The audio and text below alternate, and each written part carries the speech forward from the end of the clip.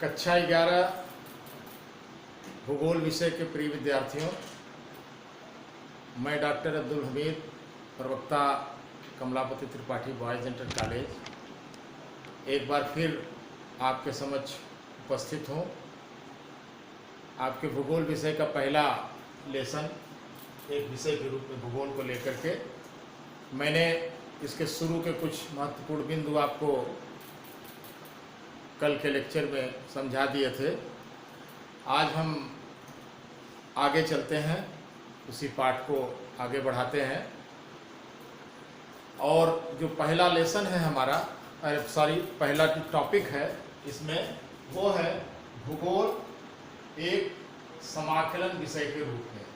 भूगोल एक समाकलन विषय के रूप में। तो आप यहाँ पे पहले समाकलन का अर्थ समझ लें। समाकलन विषय का मतलब होता है जो तमाम सामाजिक विज्ञान और जो प्राकृतिक या भौतिक विज्ञान है, इन सब के तमाम तत्वों और घटकों से एक अंतरक्रिया के रूप में संबंध स्थापित करते हुए निष्कर्ष निकालता है, तो हम उसको समाकलन कहते हैं।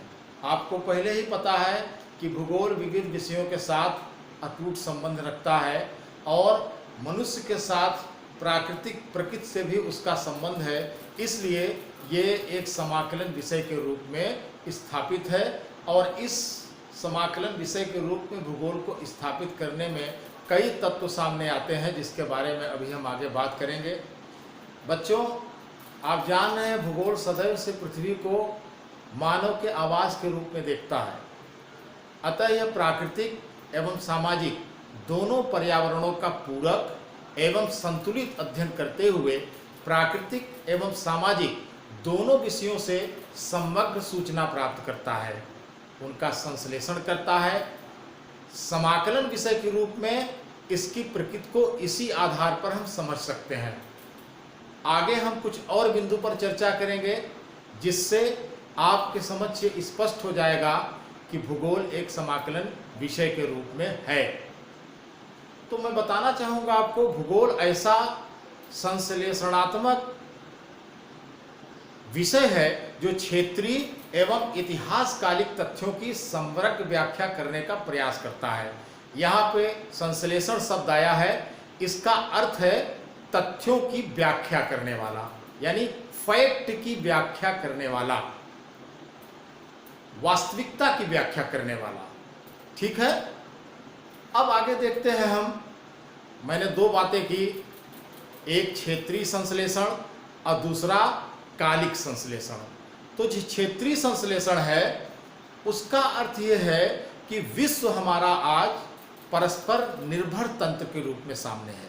निर्भर तंत्र मतलब विश्व के सारे देश एक दूसरे पर निर्भर हैं, एक दूसरे की आवश्यकताएं पूरी करते हैं और एक दूसरे से अपनी समस्याएं साझा करते हैं और मिलजुल कर आगे बढ़ने का प्रयास करते हैं। आज से 100-200 साल पहले स्थितियां ऐसी नहीं थी। आज विश्व बहुत के देश एक दूसरे के बहुत नजदीक आ गए हैं, दूरी घट गई है। इसका कारण क्या है? इसका कारण यह है कि वर्तमान में हमारी तकनीक जो उच्चतम स्तर पर पहुंच रही है, उसके कारण परिवहन और संचार की जो क्रांति आई है पूरी दुनिया में, उसने परिवहन के बेहतर साधन उपलब्ध कराए हैं, संचार माध्यमों को बेहद उन्नत किया है और सूचना तंत्र की ऐसी बेहतर और विकसित तकनीक सामने लाए हैं, जिनसे हमारा सामाजिक आर्थिक विकास का मोर्चा बहुत मजबूत होकर के सामने आया है। और उसी का बेहतर निरीक्षण, परीक्षण, ये सब कुछ जो किया जाता है वो एक प्रकार से भूगोल का संश्लेषण है अन्य विषयों के संदर्भ में। ये क्षेत्रीय संश्लेषण कहलाता है। आप जानते हैं, कभी एक समय ऐसा था, अमेरिका की यात्रा करना बेहद दुभर था। बहुत लंबी लंबी यात्राएं करनी पड़ती थी समुद्री जहाज़ों के माध्यम से, लेकिन उच्च तकनीक के द्वारा हमने जब वायुयान बना लिए तो उसके माध्यम से दूरियां घट गई और हम गंतव्य तक बहुत जल्दी पहुंच जा रहे हैं। तो इन सब चीज़ों ने एक तरीके से क्षेत्रीय संश्लेषण के क्षेत्र में काफ़ी क्रांति ला दी है। और विश्व हमारा एक दूसरे के बिल्कुल निकट आ गया है। आगे हम बात करें तो इतिहास ये कालिक संश्लेषण करता है। यहाँ प्रश्न भी पूछा जा सकता है कि इतिहास या कालिक संश्लेषण कौन करता है, तो कालिक संश्लेषण इतिहास करता है। अब हम इसको समझने की कोशिश करते हैं कि आप ये जानते हैं कि ऐतिहासिक घटनाएं हमेशा भौगोलिक परिप्रेक्ष्य में ही घटती हैं, भौगोलिक धरातल पर ही घटती हैं। इसलिए ऐतिहासिक जो भी घटनाएं हैं उनका भूगोल से गहरा संबंध स्थापित होता है। इस गुण के कारण, चूंकि ऐतिहासिक घटनाएं भौगोलिक परिप्रेक्ष्य में होती हैं, तो इस गुण के कारण भूगोल ऐतिहासिक घटनाओं को प्रभावित करता है। इसको हम कुछ उदाहरणों के माध्यम से समझ सकते हैं। जैसे हमारे भारत के उत्तर की तरफ हिमालय की पर्वतमाला है और ये हमारे प्रहरी के रूप में है, यानी हमारी सुरक्षा करते हैं। सुरक्षा एक तो करते हैं उत्तर से आने वाली ठंडी हवाओं से, और दूसरे बहुत पुराने काल से लेकर आज तक ये हमारे विदेशी आक्रमणकारियों से भी सुरक्षा करते हैं। लेकिन एक फैक्ट यह भी है कि इस हिमालय पर्वतमाला के बीच कई दर्रे भी हैं। दर्रा समझते हैं, पहाड़ों के बीच के सकरे रास्ते। इसके माध्यम से होकर के बहुत से मध्य एशिया के आक्रमणकारी हमारे देश में घुसे, हम पर उन्होंने आक्रमण किया और हमें प्रभावित किया। यह भी एक सच्चाई है। तो इस प्रकार हम देखते हैं कि इतिहास, प्राकृतिक एवं सामाजिक सभी विषयों का एक उद्देश्य होता है। सभी विषयों का, चाहे वो प्राकृतिक हो या सामाजिक हो, उनका सबसे बड़ा उद्देश्य होता है यथार्थता का ज्ञान देना, यानी यथार्थ को सामने लाना। तो इतिहास भी उसमें शामिल है। अब हम एक दूसरा उदाहरण लेते हैं। आप जानते हैं कि दुनिया में पहले बड़ी लंबी लंबी यात्राएं समुद्री नाव, समुद्री जहाज के माध्यम से की जाती थी। ये बड़ा कठिन और दुस्साध्य कार्य था और तमाम यूनानी और यूरोपियन जो नाविक थे वो इस कार्य में बेहद दक्ष थे। और यही कारण है कि पूरी दुनिया के कोने कोने में, हर महाद्वीप और देश में उनकी पहुंच हो पाई। इसका कारण क्या था? इसका कारण यह था कि वो नौ संचालन में कुशल थे, क्योंकि उन्होंने ऐसे भौगोलिक तथ्यों का गहन अध्ययन किया था ताकि ये यात्राएं संभव हो सकें। कुशल नौ संचालन के लिए दिशाओं का ज्ञान, नक्षत्रों और ग्रहों का ज्ञान, समुद्र विज्ञान के बारे में छोटी मोटी जानकारी रखना, समुद्री तूफान आते हैं उनसे निपटने के संदर्भ में योजनाएं बनाना, ऐसे तमाम जो चीज़ें थी, बचाव के जो साधन थे, जो ज्ञान था, उसको लेकर के इन यूरोपीय यात्राओं ने लंबी लंबी यात्राएं की, जिससे विश्व का इतिहास बदल गया। यानी भूगोल ने विश्व के इतिहास को प्रभावित किया। व्यापार के द्वार पहले खुले इन विदेशी यात्राओं से, और बाद में बहुत सारे देश इनके उपनिवेश बन गए, इनके गुलाम बन गए। आप इस इतिहास से भी परिचित हैं। तो बच्चों, इन सारे बातों का लबोलुआब यही है कि भूगोल एक समाकलन विषय के रूप में स्थापित है, ये मान्य है। ठीक है, तो इस प्रकार आपका ये पहला टॉपिक कंप्लीट होता है। अब हम देखते हैं दूसरा महत्वपूर्ण बिंदु आपका है, वो है भूगोल का प्राकृतिक विज्ञानों से संबंध। बार बार प्राकृतिक और सामाजिक विज्ञान की बात आ रही है, भूगोल उससे संबंधित है, ये बात बार बार घूम करके आ रही है। तो मैं आपको बताना चाहूँगा कि भूगोल का प्राकृतिक विज्ञानों से संबंध है। खुद भूगोल की प्रकृति सामाजिक, यानी कि प्राकृतिक के साथ साथ सामाजिक विज्ञान के रूप में भी है। प्राकृतिक का मतलब वो एक वैज्ञानिक विषय के रूप में भी मान्यता रखता है। लेकिन यहाँ पे प्रश्न दूसरा है कि ये जो विषय आपका मैंने यहाँ लिखा हुआ है, ये सारे विषय प्राकृतिक विषय हैं। भूविज्ञान, मौसम विज्ञान, जल विज्ञान, खगोल विज्ञान, मृदा विज्ञान, वनस्पति विज्ञान और जैव विज्ञान। अब बारी बारी से हम थोड़ा इस बात पर प्रकाश डालेंगे कि किस तरीके से ये प्राकृतिक विज्ञान भूगोल से संबंधित हैं। सबसे पहला है भूविज्ञान, इसको हम भौमिकी के नाम से भी जानते हैं। भूविज्ञान वह महत्वपूर्ण विषय है जिसमें हम भूतल के ऊपर और विशेष रूप से भूगर्भ में जो कुछ है उसके बारे में अध्ययन करते हैं। भूपटल के अंदर, भूगर्भ के अंदर जो परतें हैं वो उनका अध्ययन, शैल निर्माण और उसकी प्रक्रिया, पृथ्वी की आंतरिक संरचना के साथ साथ वहाँ पे जो भूमिगत जल है वो, और जो चलायमान प्लेट्स हैं, इन सभी का अध्ययन भौमिकी में किया जाता है। और मैं आपको बताना चाहूँगा ये सारे तत्व भूगोल की भी विषय वस्तु है। हम भूगोल में भी जिन तत्वों की अभी मैंने बात किया, इनका अध्ययन हम भूगोल में भी करते हैं। इसलिए भौमिकी और भूगोल बेहद निकट से संबंधित हैं। ठीक है, अब हम बात करते हैं मौसम विज्ञान की। बच्चों, मौसम विज्ञान एक अलग विज्ञान है जो हमें मौसम तंत्र और उसकी सूचनाओं से वाकिफ होने में सहायता प्रदान करता है। जैसे दैनिक तापमान, वर्षा का औसत, आने वाले आंधी और तूफान की सूचना, इन सारी मौसम संबंधी जानकारियां हमको मौसम विज्ञान के माध्यम से मिलती हैं। आप जानते हैं मौसम विज्ञान का अध्ययन करने वाले मौसम वैज्ञानिक कहलाते हैं और ये इस तरह की सूचनाएं हमसे साझा करते हैं। मानसून कब आएगा, इस साल कितनी वर्षा होने की संभावना है, वगैरह वगैरह, इतनी गर्मी पड़ेगी, इसका मतलब वो तमाम भविष्यवाणियां भी करते हैं। भूगोल ऐसी भविष्यवाणियां तो नहीं करता, मगर फिर भी वो मौसम संबंधी घटनाओं के, जलवायु के विभिन्न घटकों का अध्ययन करता है।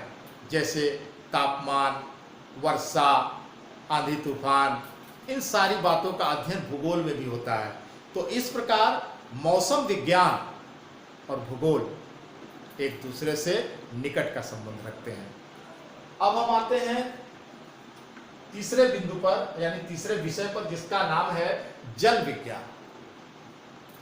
आपको मैं बताना चाहूंगा जल का भी एक विज्ञान है जो अध्ययन करता है वाटर बॉडीज का, सागर, झीलें, महासागर, इन सब का अध्ययन करता है और बहुत गहराई से अध्ययन करता है। समुद्र के अंदर जो परिस्थितियां हैं, जो भूदृश्य हैं, इन सब का अध्ययन इस जल विज्ञान में किया जाता है। और आप जानते हैं भूगोल में भी पूरा जल मंडल अलग से पढ़ाया जाता है, जिसमें हम सागरों, महासागरों का व्यापक अध्ययन करते हैं। महासागर और सागर के जल का तापमान, उनका खारापन, उनका नितल, धाराएं, ज्वार भाटा, ये व्यापक तौर पर हम जल मंडल के अंतर्गत भूगोल में इनका अध्ययन करते हैं। इस प्रकार जल विज्ञान से भी भूगोल का निकट का संबंध साबित होता है। और आगे है खगोल विज्ञान। खगोल विज्ञान क्या है? खगोल विज्ञान जो हमारा खगोल शास्त्र है, यानी इस संपूर्ण विश्व की जो संरचना हुई है, ग्रह, उपग्रह, तारे, सूर्य, इन तमाम जो ग्रह नक्षत्र हैं, इन सब का अध्ययन, व्यापक अध्ययन हम खगोल विज्ञान के अंतर्गत करते हैं। इनका निर्माण कैसे हुआ, कब हुआ, क्या क्या परिकल्पनाएं इस संदर्भ में स्थापित हैं, ऐसी तमाम बातों का अध्ययन खगोल विज्ञान में किया जाता है। और आप जानते हैं भूगोल में भी बिल्कुल इसी तरह का अध्ययन किया जाता है। हम इसमें अपनी पृथ्वी के साथ साथ पृथ्वी की पैदाइश यानी ग्रहों के पैदा होने, ग्रहों के जन्म लेने से लेकर के ग्रह नक्षत्रों के बारे में व्यापक अध्ययन करते हैं, चंद्रमा के बारे में और ग्रहों के जो उपग्रह हैं उनके विषय में, इन सब का अध्ययन करते हैं। तो इस प्रकार हम देखते हैं कि खगोल विज्ञान से भी भूगोल का निकट संबंध है। और अब हम आते हैं मृदा विज्ञान में। मिट्टी का भी एक विज्ञान है। मिट्टी के विज्ञान में जो वैज्ञानिक होते हैं वो मिट्टी का अध्ययन करते हैं।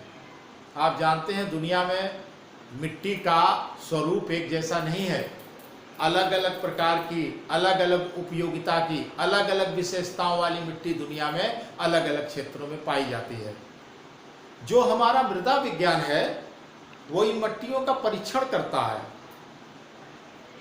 उनकी उपयोगिता को, लाभ को उठाने के लिए वो देखता है कि इस मिट्टी में कौन कौन से तत्व हैं, कौन से उपयोगी हैं, किस वजह से कोई मिट्टी अनुपजाऊ है, इत्यादि इत्यादि। ऐसे परीक्षण टाइप का कार्य भूगोल में मिट्टी के संदर्भ में नहीं है, लेकिन हाँ उपज के साथ मिट्टी का संबंध रख करके हम मिट्टी का अध्ययन अवश्य करते हैं। हम मिट्टियों को उसके रंग के आधार पर, गुण के आधार पर बांट करके प्रादेशिक रूप से मिट्टियों का अध्ययन भूगोल में करते हैं। यह महत्वपूर्ण टॉपिक है भूगोल का। तो इस प्रकार हम देखते हैं कि मृदा विज्ञान और भूगोल इन दोनों में भी निकट का संबंध प्रतीत होता है। अब हम आते हैं अपने अगले टॉपिक, अगले विषय पर जो प्राकृतिक विज्ञान है वो है वनस्पति विज्ञान। आप जानते हैं वनस्पति विज्ञान जीव विज्ञान का एक घटक है। इसमें वनस्पतियों का गहन अध्ययन होता है, उनकी विशेषताओं का गहन अध्ययन होता है, लेकिन भूगोल में भी वनस्पति को अलग तरीके से पढ़ा जाता है। वनों के बारे में, घास के मैदान के बारे में, कटीली झाड़ियों के बारे में, ये सब वनस्पतियां हैं और इनका अध्ययन भूगोल में भी किया जाता है। तो थोड़ा सा संबंध हमको वनस्पति विज्ञान से भी भूगोल का प्रतीत होता है। और अगला जो है विषय वो है जैव विज्ञान। जैव विज्ञान के अंतर्गत जो पृथ्वी पर जीव जंतु हैं, कीड़े मकोड़े हैं, इन सब का सूक्ष्म अध्ययन किया जाता है। इनकी विशिष्टताओं के बारे में, इनकी जैविक संरचना के बारे में, इनकी उत्पत्ति के बारे में, ये सारी चीज़ों का अध्ययन जैव विज्ञान में किया जाता है। और आप जानते हैं ये भी जीव विज्ञान का ही एक घटक है। तो जिस प्रकार भूगोल वनस्पति विज्ञान से संबंधित है, उसी तरह ये जैव विज्ञान से भी संबंधित है, क्योंकि पूरा एक जैव मंडल के रूप में हम भूगोल को बांट करके हम जो मंडल स्थापित करते हैं, स्थल मंडल, जल मंडल, उसी तरीके से जैव मंडल को भी हम रख करके और व्यापक अध्ययन इसका करते हैं, जीवों के बारे में, प्राणियों के बारे में। तो इस प्रकार हम देखते हैं कि भूगोल जैव विज्ञान से भी निकट का संबंध रखता है। मुझे उम्मीद है कि आप सारे विद्यार्थी इन प्राकृतिक विज्ञानों से भूगोल का संबंध अच्छी तरह समझ गए होंगे। ठीक है, अब हम और दूसरे विज्ञान, सामाजिक विज्ञान की बात करते हैं। आप सामाजिक विज्ञान के कुछ विषयों से परिचित हैं। कक्षा 10 और 9 में आपने सामाजिक विज्ञान पढ़ा है। उसमें भूगोल के साथ साथ आपको इतिहास, अर्थशास्त्र और राजनीति शास्त्र मिला था।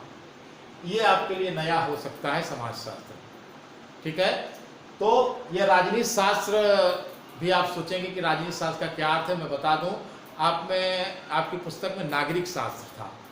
इंटर में भी इसको नागरिक शास्त्र ही कहा जाता है, लेकिन आगे चलकर डिग्री स्तर पर इसका नाम राजनीति शास्त्र हो जाता है। तो हम यहाँ पे अब चर्चा करेंगे कि हमारे भूगोल का इन विषयों से क्या संबंध है। इतिहास से क्या संबंध है, ये सबसे पहले देखेंगे हम लोग। और इतिहास से जो संबंध था वो आपको मैं पहले ही व्यक्त कर चुका हूं कि कालिक संश्लेषण हमारा इतिहास करता है, जो भूगोल से महत्वपूर्ण रूप से जुड़ा हुआ प्रश्न है। ठीक है, मैं आपको बता दूं, दोनों काल तथा स्थान से संबंधित हैं। इतिहास और भूगोल दोनों काल और स्थान, इन्हीं से संबंधित है दोनों विषय। वर्तमान में जो घटना, जो भौगोलिक घटना घटित होती है वो अतीत में यानी इतिहास बनती है, भविष्य में जाकर वही इतिहास बनती है। तो इस प्रकार घटित घटना के आधार पर हम इतिहास और भूगोल को जोड़ते हैं, उसका स्पष्ट संबंध मानते हैं। क्योंकि पहले भी बता चुका हूं मैं कि विश्व की जितनी भी प्रमुख घटनाएं हुई हैं उनका कारण वो भौगोलिक परिप्रेक्ष्य में हुई है, भौगोलिक मंच पर हुई है। इसलिए भूगोल और इतिहास एक दूसरे से निकट का संबंध रखते हैं। अब हम बात करते हैं अर्थशास्त्र की। एक महत्वपूर्ण विषय है अर्थव्यवस्था से जुड़ा हुआ। अर्थशास्त्र में हम आर्थिक क्रियाओं का अध्ययन करते हैं, अर्थव्यवस्था का अध्ययन करते हैं और देश के विकसित और विकासशील होने का जो मापदंड है उन आर्थिक क्रियाओं के आधार पर हम इसका अध्ययन करते हैं। अर्थशास्त्र व्यापार, खनिज, संसाधन, इन तमाम बातों का अध्ययन करता है और उसी प्रकार ठीक हमारे भूगोल में भी इन सारे तत्वों का अध्ययन किया जाता है। ठीक है, वो कैसे आप जानते हैं, बाकायदा भूगोल की एक शाखा है आर्थिक भूगोल।